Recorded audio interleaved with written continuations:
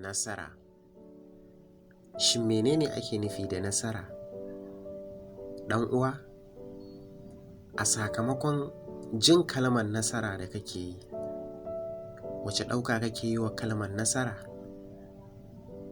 Kafin ka san menene nasara, ko kuma kafin ka ƙudurta a ranka cewar kana so ka samu nasara akan wani abu, so ya zama wajibi a gare ka ka san me nasarar take nufi, sannan kuma ka san matakan da ya kamata ka bi domin cimma burinka, domin kaiwa gaci ga inda kake so ka je.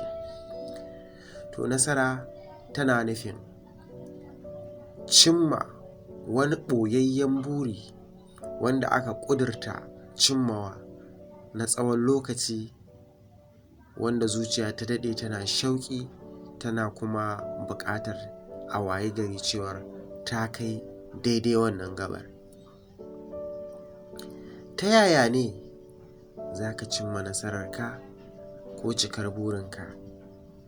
A alal haƙiƙa, cimma nasara ko kuma cikar buri ba abu bane mai sauƙi, ba abu bane wanda kawai da fatar baki za a furta shi ko kuma kawai a rubuta shi a matsayin cewa ina so in yi nasara shikenan.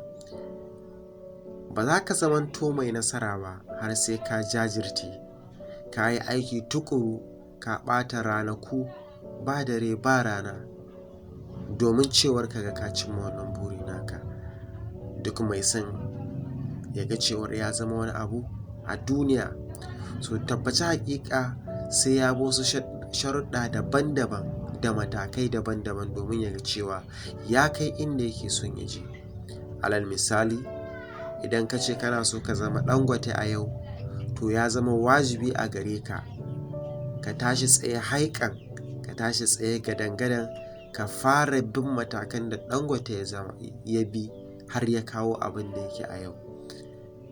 A misali, idan ka ce kana so ka zama Ali Nuhu, to ba abu bane wanda zai zo maka dare ɗaya kai tsaye, to dole ne sai ka sha wahalhalu, dabaru da kuma wasu jajircewa da Ali Nuhu ya yi har ya zamanto abin da yake a yau. Ba waɗannan misalan kaɗai ba, a duk duniya idan muka duba za mu yi la'akari da mutane daban-daban waɗanda suka yi shuhura a ɓangarori daban-daban.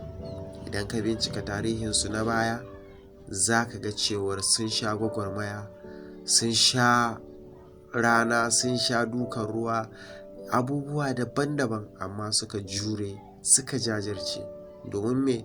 A lokacin da suke shan wannan wahalhalun, ba abin da suke hange kenan ba, abin da suke hangen su a gare su shine matakin nasarar da za su cimma domin gobensu ta kyau.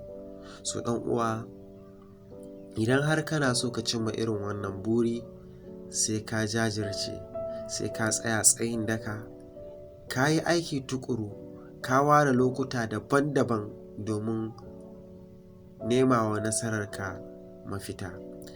Akan wannan, idan har ya zamanto kana hakanan, nasara za ta zamanto cikin sauƙi a gare ka.